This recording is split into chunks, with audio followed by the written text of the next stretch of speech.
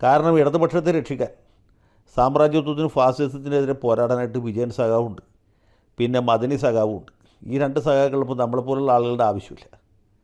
നമ്മൾ ഈ തെറ്റായ തീരുമാനമെടുത്ത പാർട്ടിയെ തെറ്റായ സമയത്ത് പിന്തുണച്ചാൽ വരുന്ന കുഴപ്പമെന്ന് വെച്ചാൽ തെറ്റ് പറ്റിയെന്നുള്ള കാര്യം ഒരിക്കലും പാർട്ടിക്ക് മനസ്സിലാവില്ല. അപ്പോൾ പാർട്ടിയെ തിരുത്താനുള്ള ഉത്തരവാദിത്വം ആർക്കുണ്ട്? പാർട്ടിക്ക് വോട്ട് ചെയ്യുന്ന ആളുകൾക്കുണ്ട്, എന്നെപ്പോലുള്ളവർക്കുണ്ട്. അതുകൊണ്ട് തെറ്റായ തീരുമാനം എടുത്ത പാർട്ടിയെ മുന്നണിയെ തിരുത്താൻ ഞാൻ തീരുമാനിച്ചു. എൻ്റെ വോട്ട് അതിമനോഹരമായിട്ട് കെ പി ധനപാലന് ചെയ്തു. കെ പി ധനപാലനായിരുന്നു ചാലക്കുടി മണ്ഡലത്തിൽ കോൺഗ്രസ് സ്ഥാനാർത്ഥി.